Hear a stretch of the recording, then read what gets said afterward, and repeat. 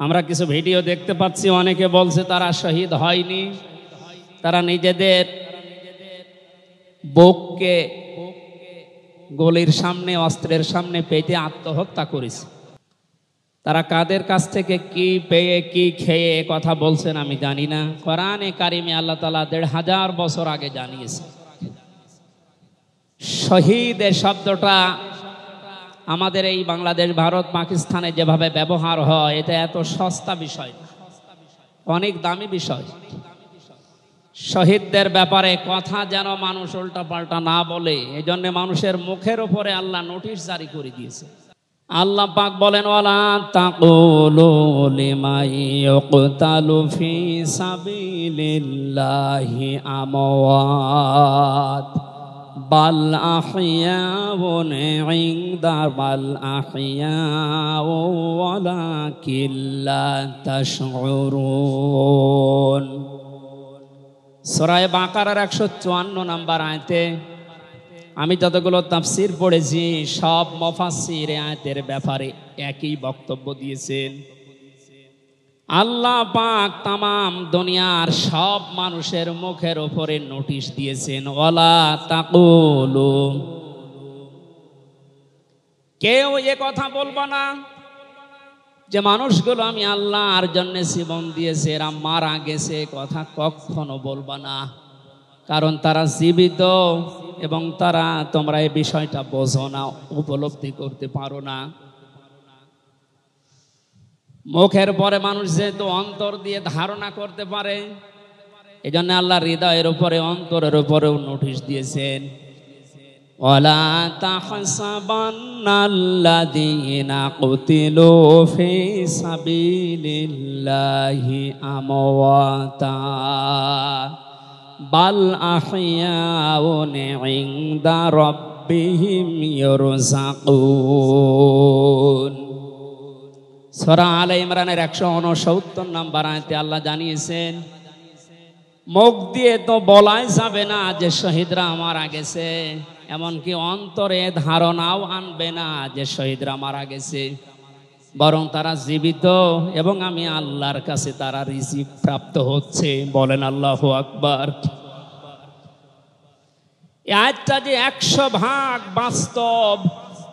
আমি কিছুদিন আগে গিয়েছিলাম গাইবান্ধা, বাংলাদেশ ইসলামী ছাত্র শিবিরের সদস্য ছিলেন ভাইটা। আগস্টের ৫ তারিখের আগে তিনি জীবন দিয়েছেন জালিমের বুলেটের সামনে।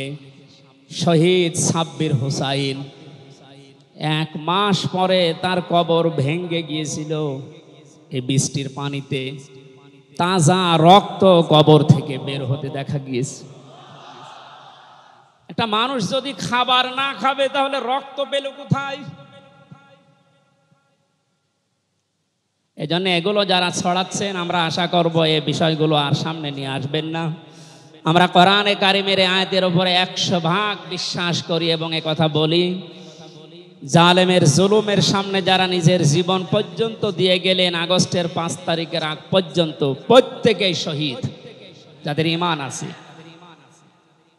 এবং আল্লাহ তাদেরকে যেন শাহাদাতের সর্বোচ্চ মাকাম দান করেন। বলেন আমিন। কোথায় ছিলাম আমরা আর কোথায় আছি এখনো বাস্তবতা টের পান না। কিছুদিন আগে বাংলাদেশ জামাত ইসলামের কেন্দ্রীয় আমিরে জামাত ডক্টর শফিকুর রহমান কুষ্টিয়াতে গিয়েছিলেন। প্রায় ৫,০০০ মানুষকে নিয়ে তিনি একটা অনুষ্ঠান করলেন, যারা ১৬ জন শহীদ হয়েছিল কুষ্টিয়ায়। বাংলাদেশ জামাত ইসলামের পক্ষ থেকে ২ লক্ষ করে টাকা তাদের পরিবারের হাতে তিনি তুলে দিলেন। প্রায় ২.৫-৩ ঘন্টায় অনুষ্ঠানগুলো আমরা দেখলাম। বলেন তো, আগস্টের ৫ তারিখের আগে ৫,০০০ না, এরকম মানুষ যদি ৫ জন এক জায়গায় হইতো ১৪টা মামলা হয়ে যেত।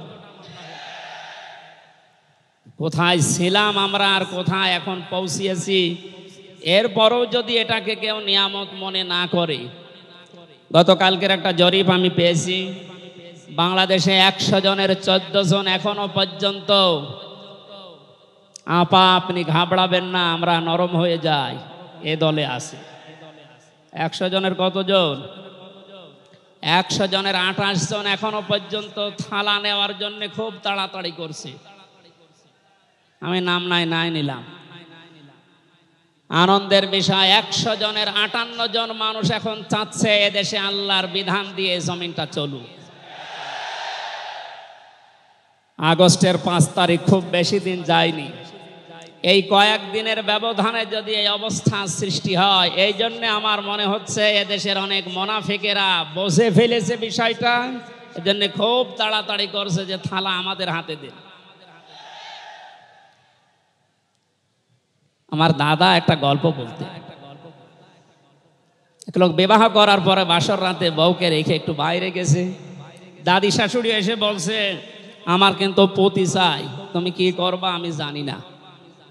নতুন বউ ডাক দিয়ে বলছে, দাদি শাশুড়ি আমার একটু সময় দেন, আপনার পতি হবে, অসুবিধা নেই।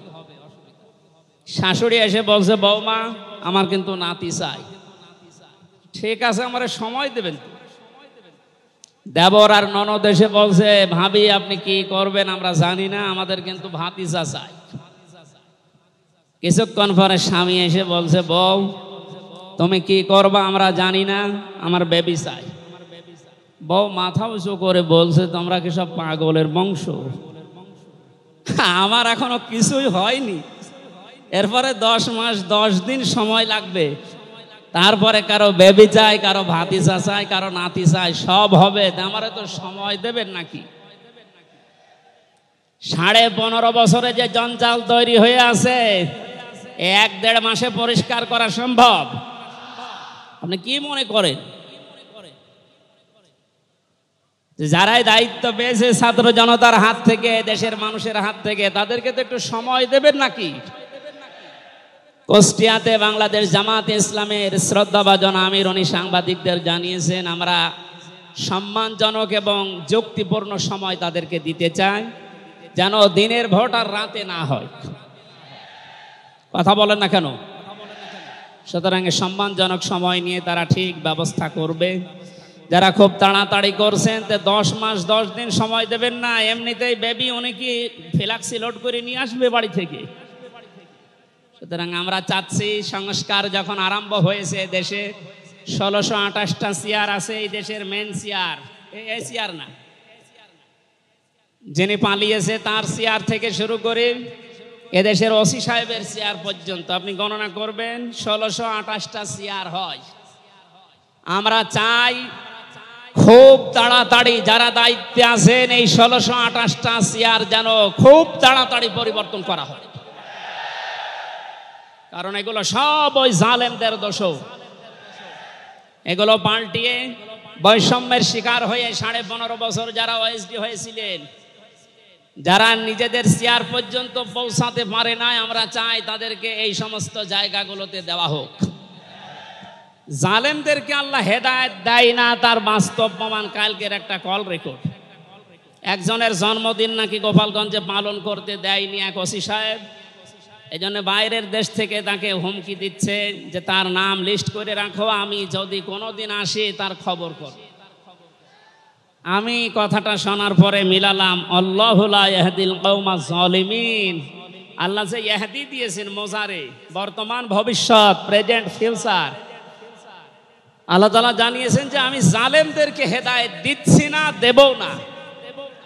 কালকের কল রেকর্ড শোনার পরে আমার মনে হচ্ছে ওনার কপালে হেদায়েত নেই এবং আল্লাহ দেবেও না। নয়তো এত কিছু হওয়ার পরেও এই লোকটা হুমকি দিতে পারে, আপনার বিশ্বাস হয়?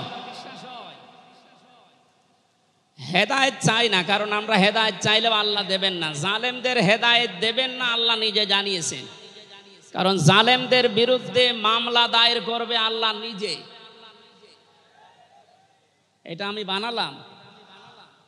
সূরা শূরা 25 নম্বর পারা 6 নম্বর পৃষ্ঠার 13 নম্বর লাইনের 42 নম্বর আয়াতে আছে, ইন্নামাস সাবিলু আলাল্লাযিনা ইয়াযলিমুনান নাস, ইলা আখির আয়া। আল্লাহ পাক বলেন, অবশ্যই আমি আল্লাহ নিজে মামলা দায়ের করব, কেস করব, অভিযোগ দাখিল করব তাদের বিরুদ্ধে যারা মানুষ হয়ে মানুষের বিরুদ্ধে জুলুম করে। আল্লাহ ইয়াজলিমুন আল মুসলিমুনা দেননি, যে মুসলমানদের উপরে যারা জুলুম করে, ইয়াজলিমুন আন নাস দিয়েছেন, যারা মানুষের উপরে জুলুম করে, অত্যাচার করে, এরা আমির হামজার মামলার আসামি না, এরা সরাসরি আল্লাহর মামলার আসামি। 1628 জন যারাই ছিলেন, আর আপনারা কিন্তু বাংলাদেশের কারো মামলার আসামি না, সবাই এখন আল্লাহর মামলার আসামি। মামলার বাদী যত বড় হয়, মামলা তত কঠিন হয়, এবং জামিন পাওয়াও তত কঠিন হয়। আপনারা জানেন আমি 3টি বছর জেলে ছিলাম। আমার যে মামলা ছিল, আমার মনে হয় যদি সাজাও লাগিয়ে দিত সর্বোচ্চ 3 মাস। কিন্তু মামলার বাদী যেহেতু একেবারে আল্লাহর ওলি, এই জন্যে বহুবার মামলা সিএমএম কোর্ট, জজ কোর্ট, হাইকোর্টে ওঠার পরও বলে না, হবে না। এই কয়েকদিন আগে মামলা আমার সব খারিজ হয়ে গেছে। আমি মনে করলাম মাননীয় আদালতকে প্রশ্ন করি যে আমার এই মামলা তো আপনার কাছে 3 বছর ছিল, এতদিন তো কিছুই করেননি, হঠাৎ এখন বলছেন কোনো দোষ নেই, সব বেকসুর খালাস করে দিলাম। মামলাটা হাতে নিয়ে উনি বলছে এর ভেতরে তো কোনো মাল ম্যাটারেস নেই, কি দিয়ে বিচার করব, সব বাদ দিয়ে দিলাম। তো এতদিন এই কথা বললে তো আমার 3 বছর জেলে থাকা লাগে না। উনি এইটাই বলতো যে হুজুর আমার হাত বাঁধা ছিল। কি বাধা ছিল? এখন যেহেতু হাত খোলা, ন্যায় বিচার করতে পারছেন, আমরা চাই এদেশে যত চেয়ার আছে সব হাত যেন আবু সাইদের মতো এভাবে খোলা থাকে। এভাবে হাত খোলা চান না।